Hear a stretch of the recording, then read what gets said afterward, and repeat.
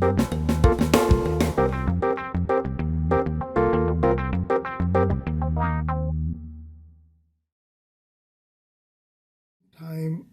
Dr. Ratna had moved to AYJNIHH National Institute for the Hearing Handicapped, Bombay. And during my stay in Delhi, Dr. Ratna, whenever used to come, when Nagaraj was there, then he used to sometimes stay with Nagaraj, Dr. Nagaraj, and sometimes stay at my place. So we were getting very close during that. And even when he moved to Bombay, his visits to Delhi had increased quite a bit, and that means our meetings had also increased a lot. And he mentioned that whether if I would be available to work at the regional center, Delhi. They were setting up the center, and whether I would be willing to do that. I got an offer for joining AYJNIHH Regional Center in Delhi as a reader in audiology and speech pathology, and I accepted that. So I resigned from my post of audiologist at All India Institute of Medical Sciences and joined the AYJNIHH. Only thing I regret was that Dr. Ratna did not stay too long after my joining. So, but however long he could stay, we had a good relationship as a colleague, as a boss, and a worker under him. So I was very happy for whatever time I had under his guidance working in that institute.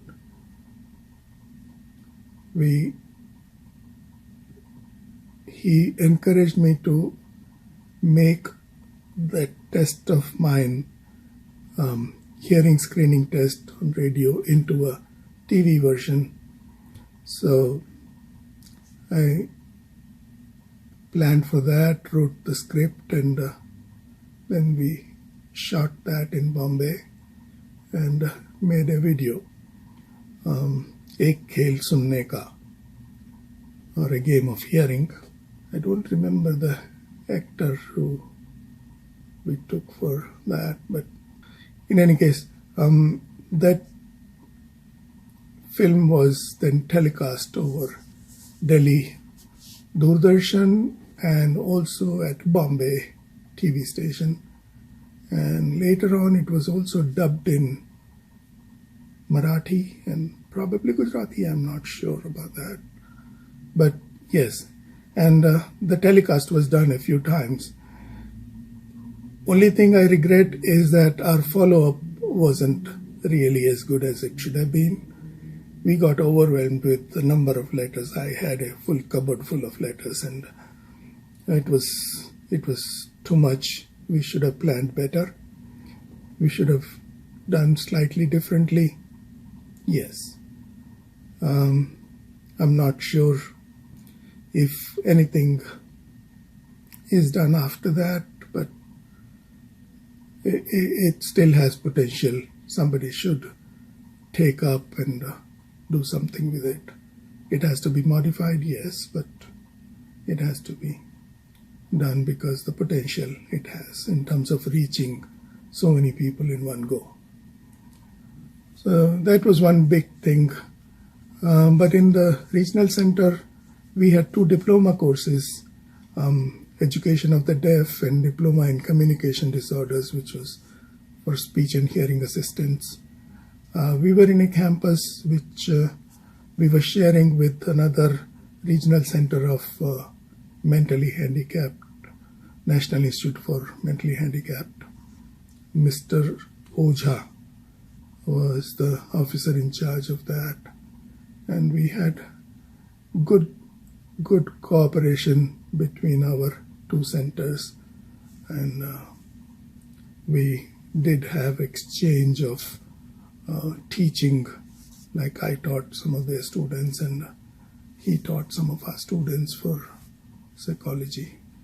He was a psychologist.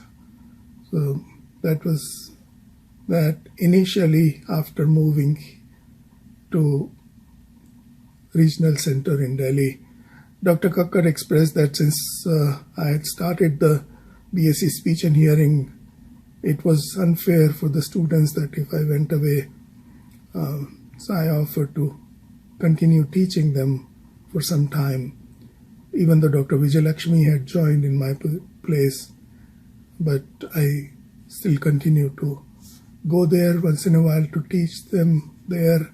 Then I started sending our institute van to pick up the students from there and bring them to our place so that I don't spend that much time traveling to teach them. And we tried to do some of that and helped as much as we could. So then in NIHH, Mrs. Rekha Roy joined as director, and she came from Calcutta. She also was very, very helpful in terms of taking me to various meetings wherever she needed to go and attend high-level meetings. She would take me there. That would give me an exposure of what was going on. I had become a liaison between the headquarters Bombay and the ministry in Delhi.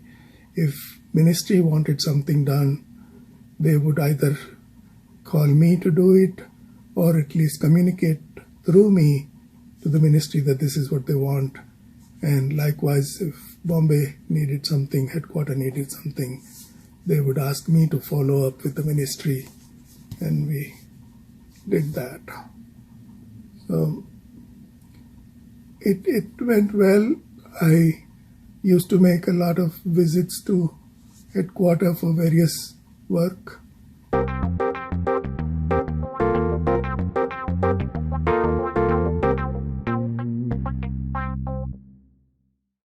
While I worked in NIHH,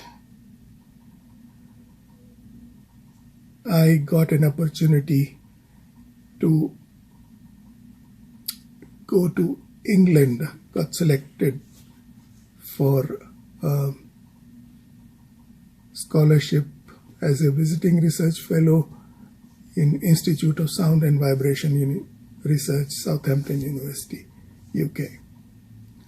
That was in 1989. And so I went there for a year.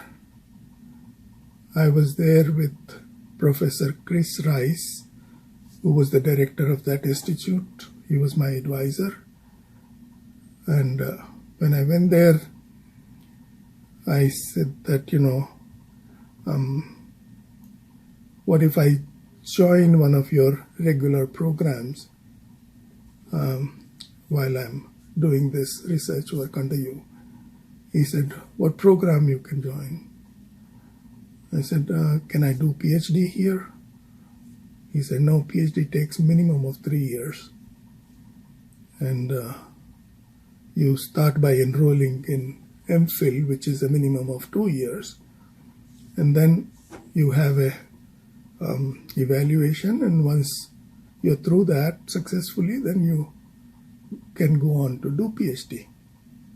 You are here for 1 year. In 1 year, you can only do a MSc Speech and Hearing. MSc Audiology, they had a program, MSc Audiology. I said, no, I don't want to do MSc Audiology. I'm already MSc. So how about I join MPhil? He said, that would be minimum 2 years. I said, okay, even if I don't complete it, let me join that program so that at least I have some kind of a discipline with which I would work. He thought I was crazy. And he said, you can definitely complete MSc. Why don't you join that? I said, no, but I want to join MPhil. So he gave up and he said, okay, even though the registration was over, he sent his secretary and said, okay, I got registered for MPhil. And then I started working hard because I was living alone. I had nothing else to do. So early morning, whenever I would get up, quickly get ready, take my bus, go to the university, and stay the whole day. And in the evening, when I felt like, okay, time to go home, eat and sleep. So whole day I would work every day, many a times on weekends also. So I chose to work, he said that, work on anything that would be helpful in India. Don't think of whatever is happening currently here. Work on a project that would be helpful in India. So I thought, okay, that would be working on hearing aids that involve body-worn hearing aids. So I chose a project involving modification of ear molds to affect or to deliver the desired frequency response in hearing aids. Effect of modification on frequency response of the hearing aids using body-worn hearing aids. So we didn't have many body-worn hearing aids available there. There was no ear mold lab which was locally available, unlike India. So I asked some of the friends to send body-worn hearing aids. I got 1 or 2 hearing aids. And for the ear mold, then I decided that, I would simulate ear mold. So I went to the engineering section of the Southampton University and talked to the engineer. I said that, okay, these are the dimensions of the regular ear simulator. So if you can make a coupler for me, machine a coupler, in which this would be the length and this would be the diameter of the hole, and this is how I want to attach an earphone to it. So we designed something, and then I developed ways of varying the diameter from that coupler. The length of the coupler was 3 different lengths. I had it machined and used those things with the equipment that we had, so that we didn't have to invest money for making different ear molds. We didn't have to do it on the patients because then there are more variables. We just wanted to see the effect in a condition in which we could control most of the variables, other variables. And we used that hearing aid for doing that. We got different earphones also so that we could check the response characteristics with different earphones, whether it would make a different change by varying the other parameters. So it was a lot of work, but then I worked hard and I completed everything within time that I was there. And I said that I'm ready for the review. So if you want to conduct it, you can conduct it now. He said, yeah, but the 2-year requirement still stays. I said, yeah, that's fine. You just conduct my interview so that I don't have to come back, and you can process the thing later. So they agreed that they would keep my digital copy of my thesis, conduct the interview, and they had my whatever verbal exam, got everybody together, and I finished that. Once the next year, I think there was another fee involved with the university to continue my registration. So they took care of that, and then after 2 years, they submitted my thesis, and I got my MPhil from there.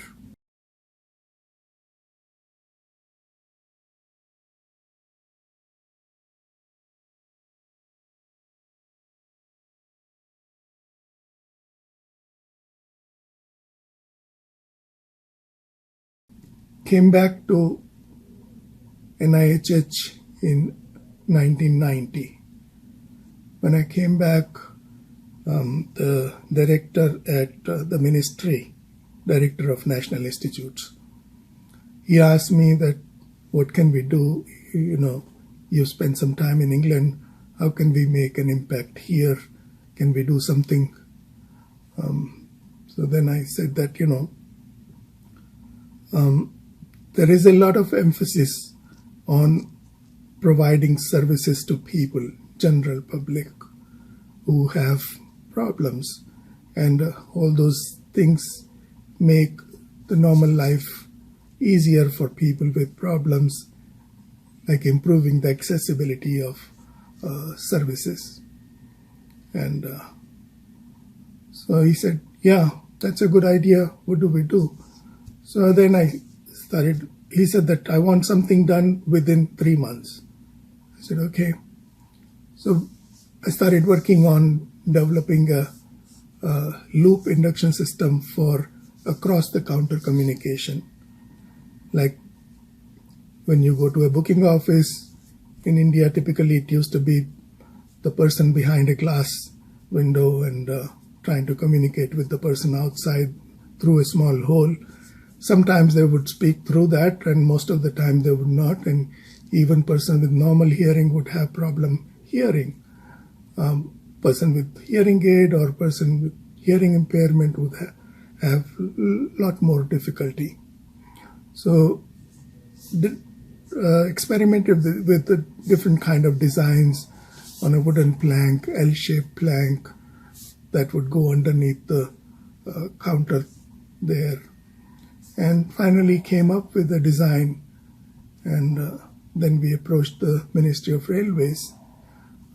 At that time, Dr. Ashok Kumar was also working at my center in Delhi. So he was pretty good with making contact with the railway station people. I would send him to talk to them, and finally we did that, put it together, and installed it in the railway station, New Delhi. And we sent many of the hearing aid users to go try it out. We put up a sign there that we have a loop induction system installed at this window. So those who use hearing aids should turn their hearing aid to T-coil and communicate with the person. It had very good response. In fact, we put up this design in one of the exhibitions, and at that time the Prime Minister, Mr. Chandrasekhar, also visited the pavilion, and he was shown that, and he was very happy. Subsequently, Ministry of Railways, Government of India, issued a notification that all the major railway stations in India must have this system installed in their places, in their railway reservation office. So I started getting calls from Madras, from Calcutta, come and install here, come and install here. No, that's not going to work. I can't be running everywhere. So I've done this. I have the design available, everything is there. So it has to be with a local business or a hearing aid company or the audiological group, whoever.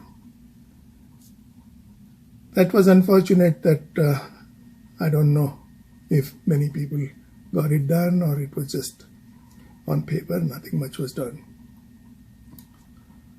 For UNICEF projects, which was undertaken at our institute in Bombay, I think it was in Dr. Ratna's time, that I made some of the hearing screening gadgets using low-cost electronic sound generators and checking their frequency and intensity to screen individuals whether they had hearing problem or not. So we didn't have much of those available, I was always interested in developing things. In fact, I forgot to mention that during my early years when I started working in 1976 or so, I think, I developed indigenous hearing aid cords. Otherwise, the hearing aid cords used to be imported from abroad, so they were expensive. And then I worked with some of my friends and had the cord developed, plugs made. In fact, one of my other friends, Bishnoi, Ghanshyam Bishnoi, who was my junior, Dr. Rangasai's classmate, he came over to Delhi. He started living with us and we were living together. So I even bought a injection molding machine and we brought it home and we started to make hearing aid cords at home. So that was one of the other things that we did. And in 1977, I started publishing a hearing aid journal. That was the first publication in the field which we did. In fact, the inspiration for that was from my brother, Dr. Narendra Kumar. He used to publish a Optometry Today, which has completed more than 50 years recently. And so he said, why not you start something, you don't have anything in your field. So we published that, and I was the editor for that until 2004. So it was quite a long way. That was a big involvement. Didn't do it for money. A lot of times I put in money in there because there weren't many speech and hearing people in India. Those who were there, most of them didn't want to spend any money for subscriptions.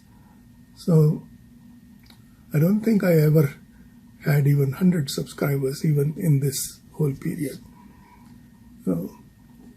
But it was exciting because it made me read more, it made me learn more. So it was good that way. And I'm very happy that we did that. Had me connected to many people. And many people who made a difference in my life.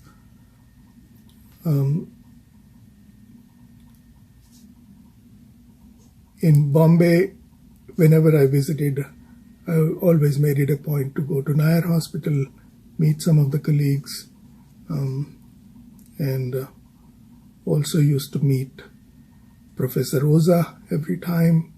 He was so nice that he would always invite us home for dinner. And then Dr. Shah and Ashok Raje, and of course Raju Anant was my best friend. So used to spend time with them and learn about what was going on in the field, off the field.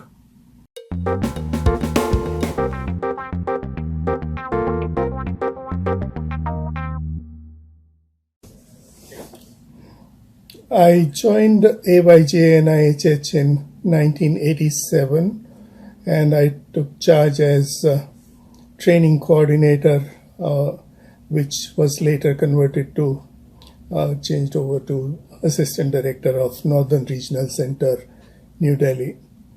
And basically at that time the plan was to run diploma courses to train the ground level workers in the field of education, as well as some of the speech and hearing assistants. So we started with 2 diploma courses, diploma in education of the deaf and diploma in communication disorders. The ministry at that time did not want any clinical work done there, but then we approached and said that, in order to support our training activities, we should start some clinical activities. That way our trainees will get an experience seeing what was being done, and will get a chance to practice what they learn in the theory. We did collaborate with the local institutions, the schools for the deaf, the special education places, where our trainees went and observed and then did practice as a part of the training. We had a small staff. We had pretty good size classes, but the staff was very hardworking and very supportive of each other, especially Mr. Gupta, Jagdish Gupta. He was our lecturer in education, and Dr. Ashok Sinha also worked for some time in Delhi.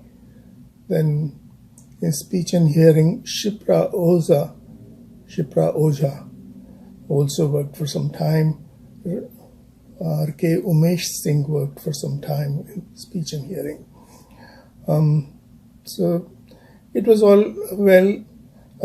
We not only did this training part, we also provided technical input support to the local institutions, and as a part of the government program of giving aids to other institutions, I made several visits to different institutions all over India, and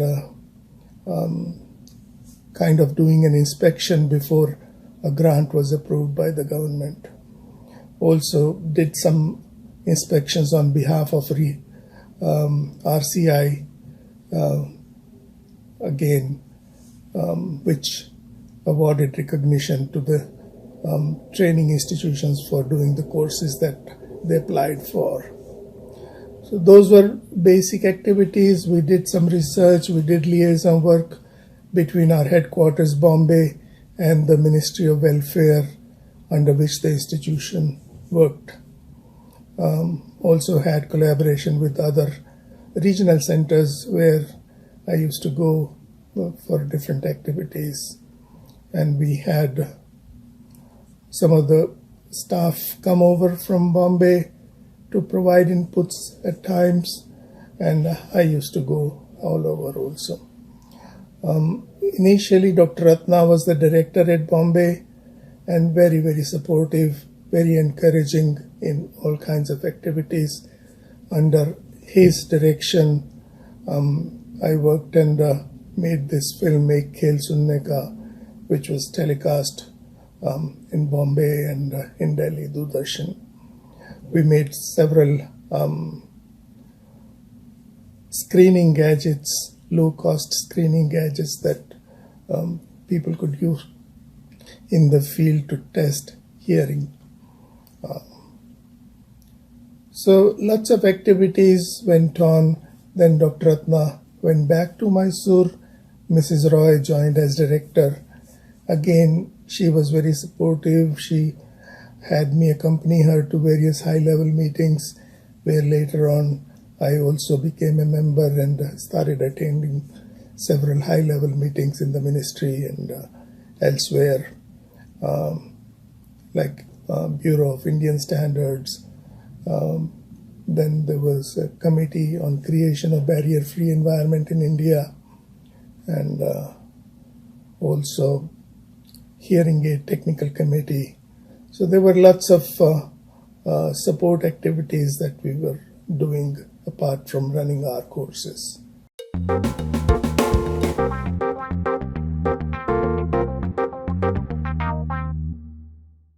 In 1996 was the year when we decided to come to America.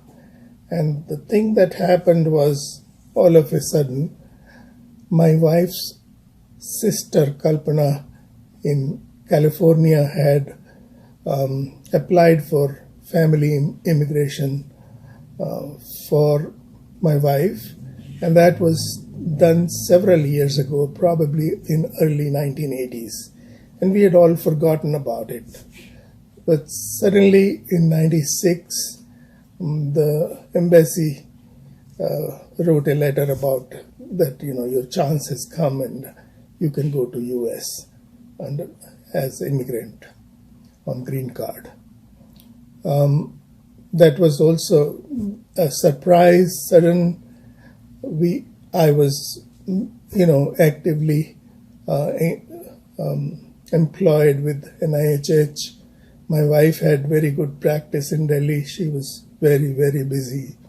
So it was a tough decision to immigrate.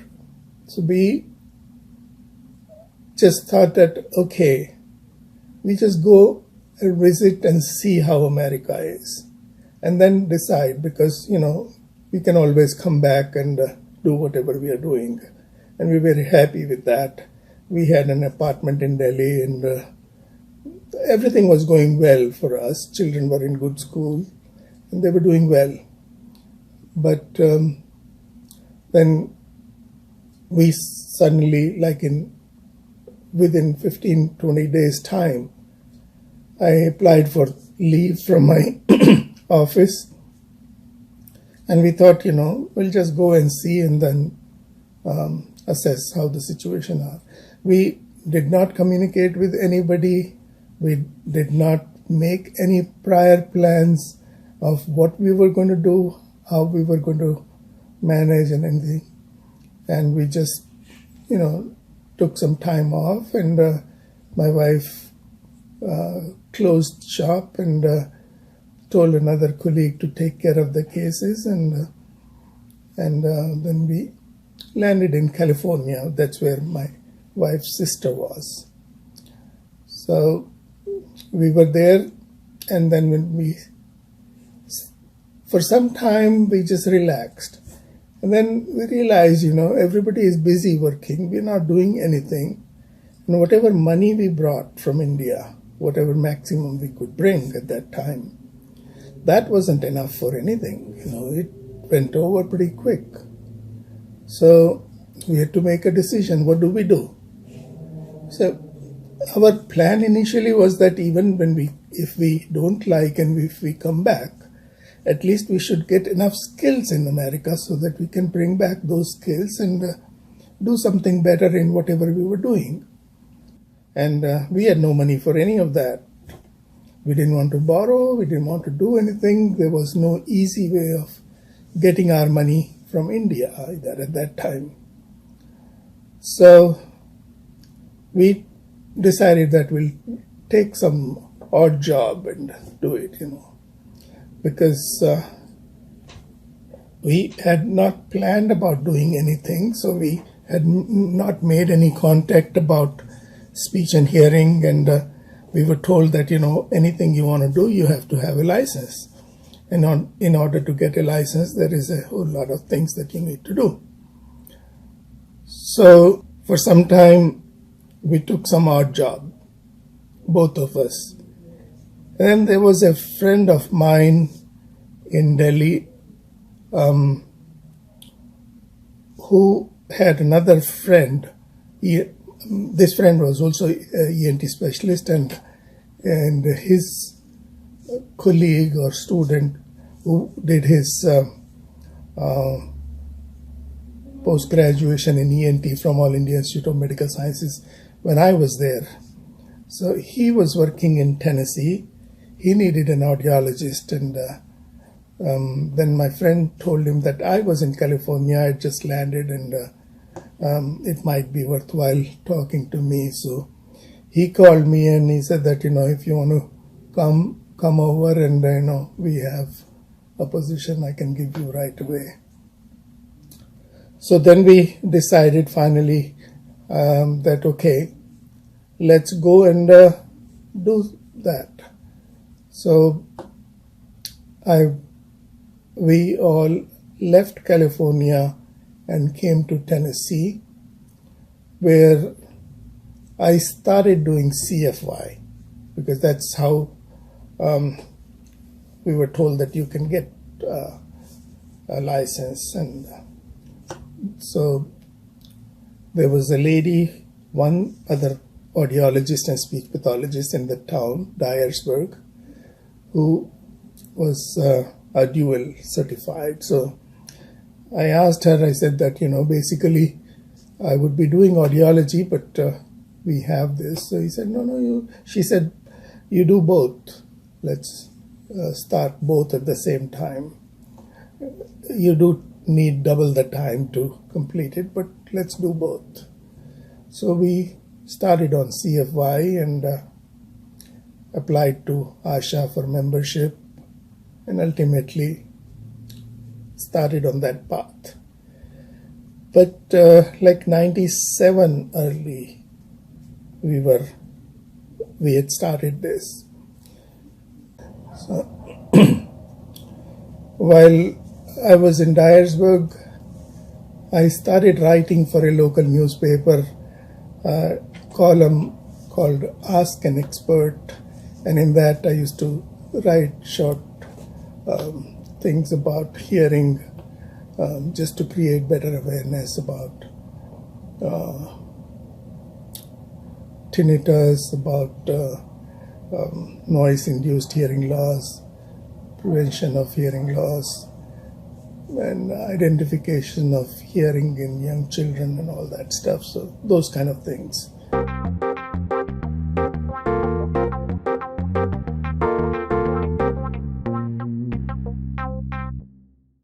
Oh, PhD was something that I always thought of doing in India, in England.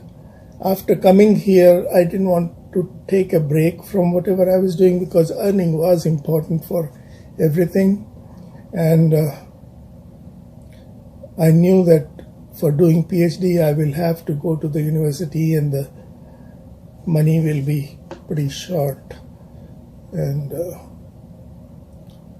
the education of my children was more important than mine because I didn't really have any big plans for me. Once my children graduated, they did their graduation from Vanderbilt. Then my son told me that you don't have to spend any money on me now. Whatever I do, I'll take care of myself. You go do your doctorate if you want to do. So then I did AUD. Not really for any better job prospects or anything, but just to satisfy my ego at that time that I can still do it. And in the process, I really learned a lot. I'm glad that I did. It was a very, very refreshing experience of learning whatever I was doing, again, learning it from somebody else and applying some of it to whatever I was doing. So that was good. I worked hard to do it. Like, I would be upset if I got 98 out of 100 with anything. Why did I lose 2 marks in something? So my children really used to make fun of me. They said, nobody is going to look at what you got as long as you pass. I said, no, I just want to be at least, sure that I know everything that I'm supposed to know. So that was it. I did some volunteering work, which I was very happy with. I got in touch with one student of AUD from Vanderbilt, who was introduced to me by her relative, and when we met, I tried to help her with her project. She was working on a project of studying the speech and hearing facilities in Central America. So that seemed like something which I could tell from my experience of working in India that, I could guide her about. And that was very nice to work with her on that. And then along with her, we did some hearing aid checkup and repairs for the senior people who used to come to local YMCA office for some of the senior activities. That went very well, and then we organized similar activity in a local temple also, and then we had a bunch of other Vanderbilt students come over and join us also to do those things, and it reminded me of the camp activities that we used to do in All India Institute of Speech and Hearing that Dr. Ratna was very fond of, where we used to go and spend 2-3 days in remote places and provide help. So those kind of things I hadn't thought we could do in America, because everything is so regulated that okay, HIPAA says you can't do this, you can't, but then I don't know, whatever happens, we try to do whatever we could, didn't bother about the rules and regulations. I asked those other students, I say, if you are comfortable doing things with me, I'm comfortable doing it. I have license. Maximum is that somebody will put some penalty on me. And as long as we're doing it with good intention, I'm sure somebody will see through that. We're not charging anybody. I used to carry stuff from my home, batteries, the other accessories, and whatever needed, we would fix. We would give them complimentary things, battery testers and all that. And they were happy, we were happy. So all that was very, very rewarding.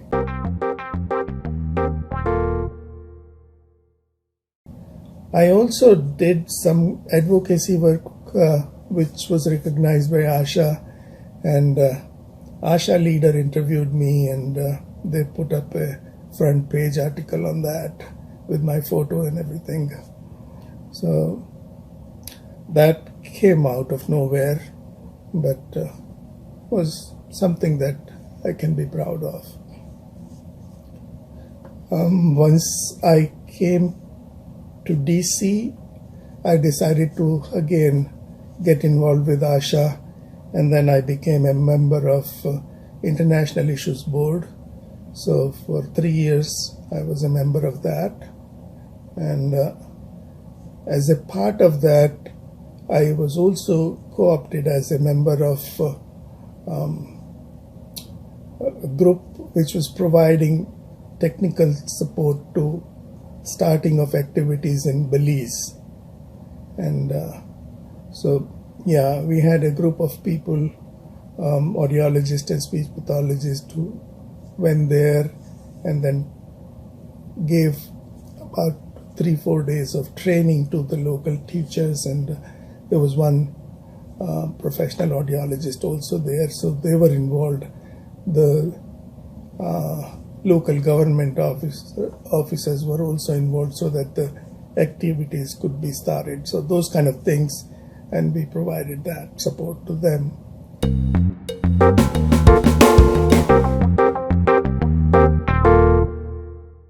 I'm also trying to volunteer for other activities. For the last 7-8 years, I've been volunteering for tennis tournaments. In New Haven, Connecticut, there used to be a Yale-New Haven Open tennis tournament, which was part of US Open series, and so I used to volunteer there. Then when I came to DC, in DC you also have a tennis tournament called City Open Tennis Tournament. So for the last 3-4 years I've been volunteering there. Last year, because of COVID, it was cancelled. Apart from that, for the last 6 years at least, I would say 5-6 years, I've been doing income tax for low and middle income group people. So this volunteering helps to prepare taxes for those who can't afford to go to paid preparers, and this is what currently I'm busy with.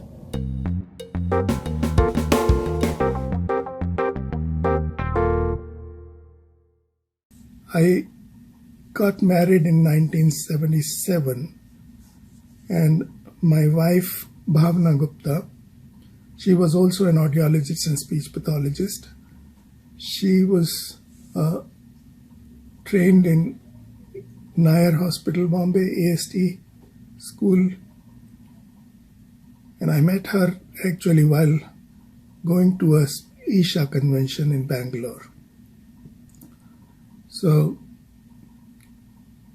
I had a friend in Bombay, Raju Anant, and I used to make visits to Bombay, stay with him. So this time when I was going to Mysore, I went through Bombay, stayed with him, and then went in the train to Mysore. In the same train, this Bombay group of audiologists and speech pathologists were traveling. It was a big group. My seat was in another compartment, and this group of students were in one compartment. Actually, before that, what happened when I met some of the students who were presenting papers in Nair Hospital, in my visit to Nair Hospital the previous day. And they were presenting papers, and Geeta Gore used to work there. So she introduced, and she said that, they are going to present. So I got introduced and then looked at their papers. While traveling, then they were discussing papers with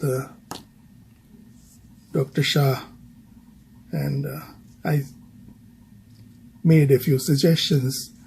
So then they wanted my help in finalizing papers, and so even though I was sitting in another compartment at one time when it was time for everybody to retire for the evening, I was still in that compartment, and then I was ready to go because somebody said, why is this guy hanging on here, where is he? So I said, no, I'm in the next compartment, I'll go. Then they offered to, accommodate me there because they needed help. So I ended up staying there. And in Bangalore, even though I was supposed to stay with a friend, because some people wanted my help with their papers, they insisted that I stay in the hotel where they were staying. Ended up doing that. And in that group was Bhavna, who was not presenting a paper, but she was there. So we met, and then we liked each other. When we were traveling back, we learned more about each other, and we decided that that was it. So Bhavna and I got married in Bombay on June 26, 1977.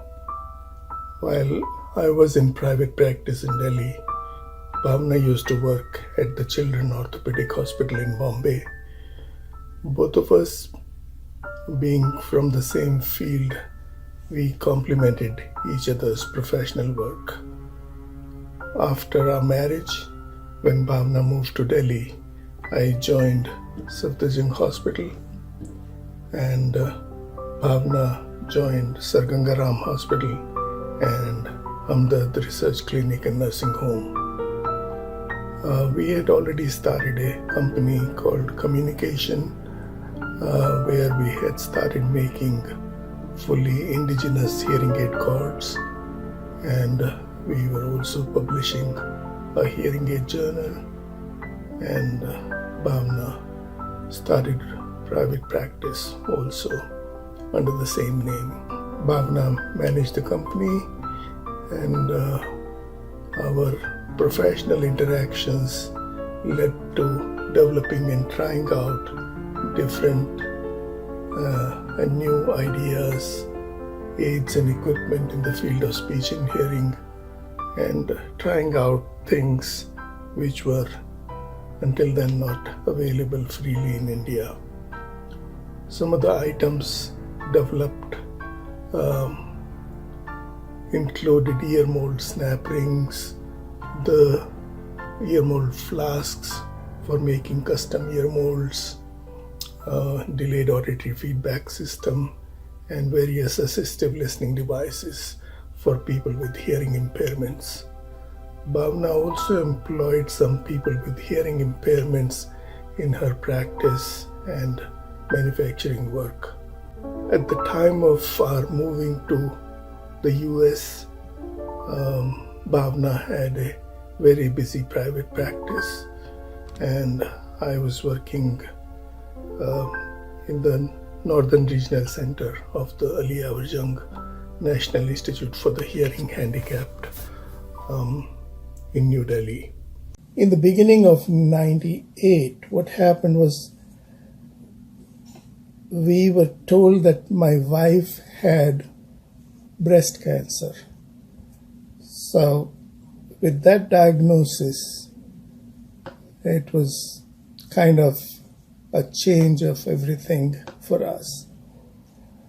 Then it was planned that, she should undergo chemotherapy, and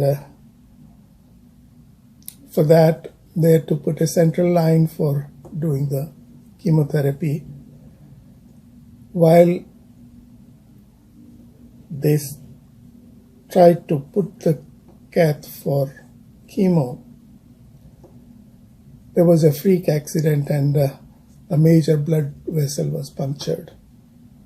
So basically, she died that day with the loss of blood. And it was a shock, it was anger, it was frustration and agony for all of us. My children were only 13 and 16 at the time. One was in middle school, one was in high school. We just started. I had no license, and my wife used to come to office with me, and we both used to kind of work together. So that day also we had gone to office together. She went for a 15-minute procedure to the hospital at the back of the office, and she never came back home. That changed our life completely. Then we did get support from our family, our friends, but whatever it was, we had to manage things the best way we could. And I'm really proud of my children that they did wonderful in that situation. Whereas my wife used to take care of a lot of stuff that I never bothered about. So I had to learn everything from the beginning, like what to do in each situation. And that's where my children stepped up and they assumed different roles. In any case, children did well in school, both of them. My daughter graduated from high school, and she got a scholarship to go to Vanderbilt. So she moved to Vanderbilt. My son was still in high school, and before she graduated, my son also graduated from high school, and again he also decided to go to Vanderbilt. He also got a scholarship. So both of them did well, and my son also played several sports. He was the top seed in tennis, and he got the best player award in baseball. He tried football. He got so hurt that he quit immediately. But anyway, I'm proud of both of my children. They did so well that they used to get coverage from local newspapers and all that. Anyway, once my son also moved to Nashville, both were in the dorms in Nashville. I also decided to move to Nashville. So, though we were all living separately, I was living in an apartment, my children were in the dorms.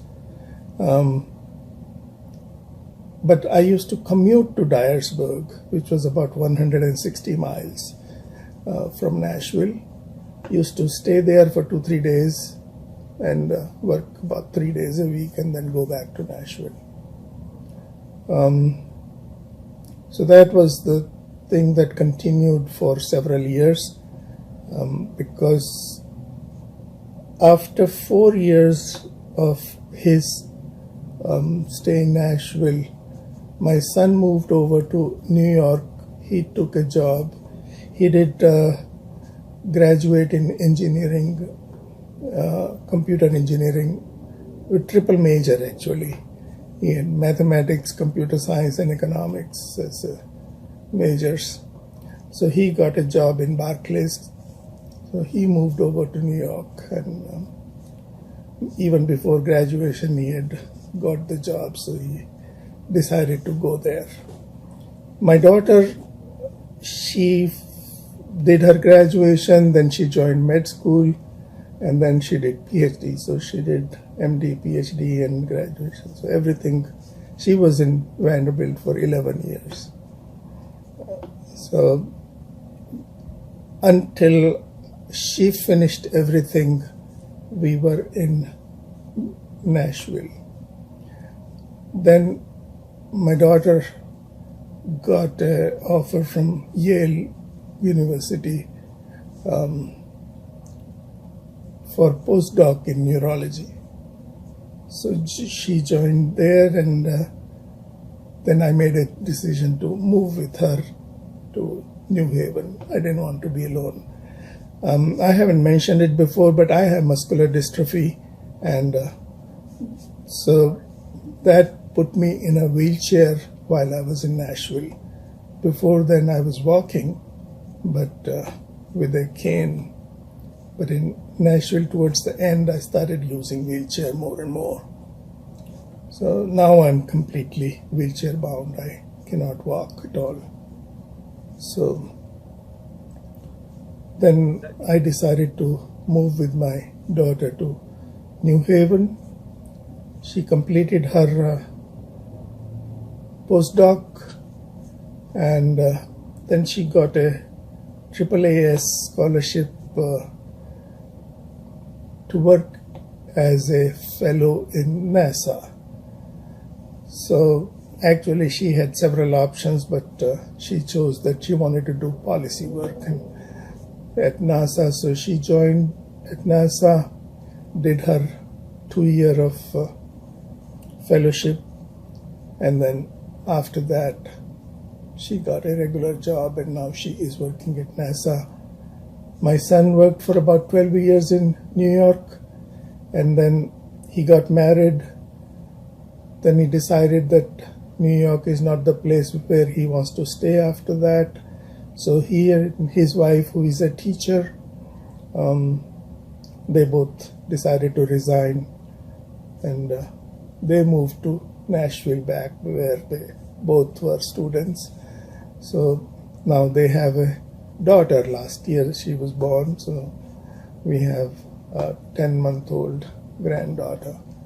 My daughter married another person who was also in Vanderbilt. He's a data scientist, and so now I live with my daughter, my brother-in-law, my son-in-law, and myself here, 3 of us, and my son and daughter-in-law and granddaughter. They live in Nashville. Thank you very much, and I really appreciate the work that you are doing.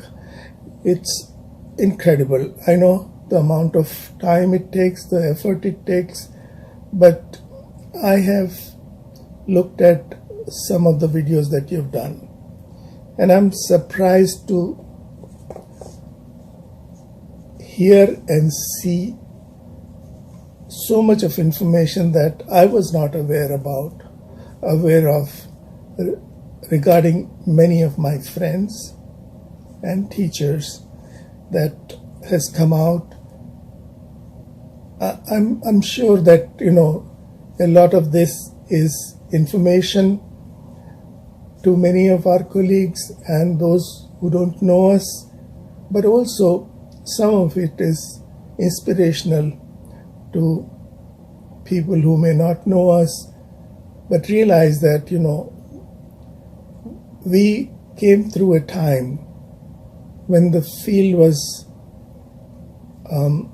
kind of very new to India.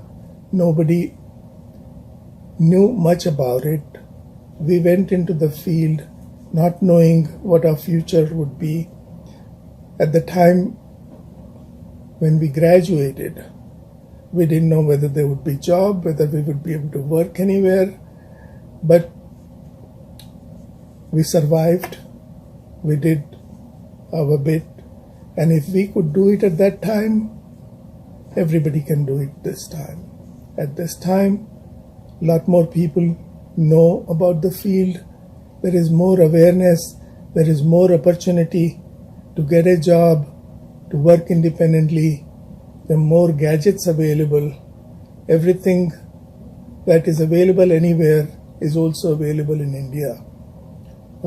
So there are lots of changes, more positive changes.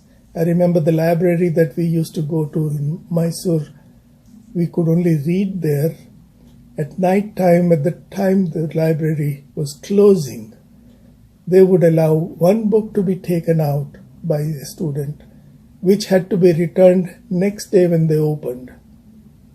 So you could have a book for the night only, just one book. And none of us possessed any textbooks of our own.